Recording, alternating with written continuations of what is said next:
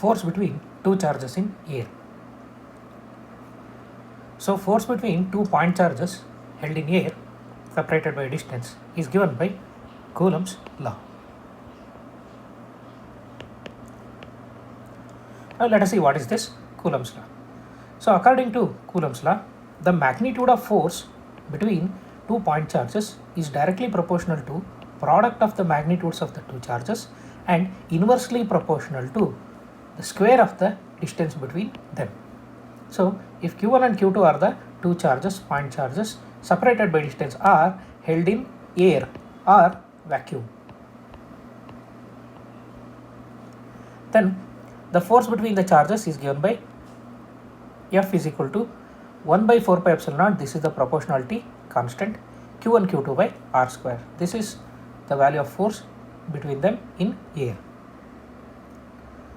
So if two charges are stationary, that means they are at rest and they are Q1 and Q2 kept at distance R, then F is proportional to Q1 Q2 by R square. So constant of proportionality is K. So K turns out to be 1 by 4 pi epsilon naught.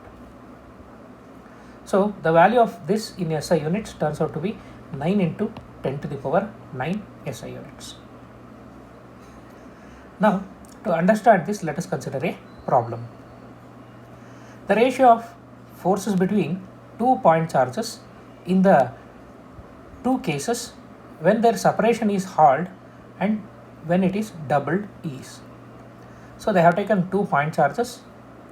So initially there was some separation, then the separation is made half. You will get some force. Then the initial separation what was there, it is doubled. So what is the ratio of the two forces? So originally let us say the charges are Q1, Q2 and distance is R. So initial force is, let us say F is equal to K into Q1, Q2 by R square. So this is your F. Now when distance is halved,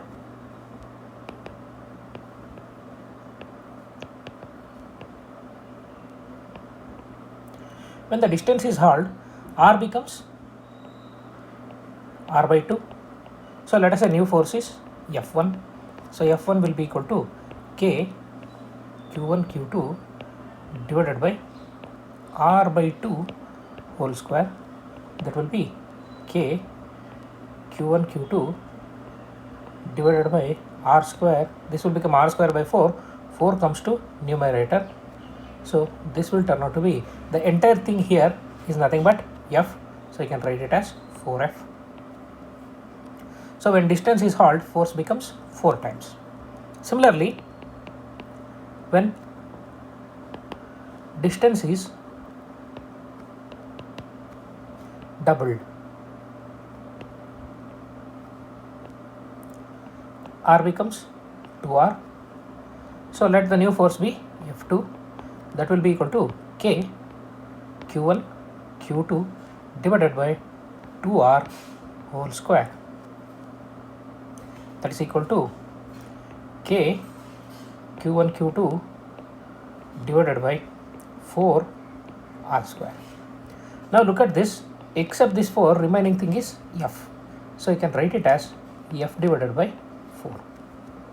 Now what they are asking in the problem is F1 by F2.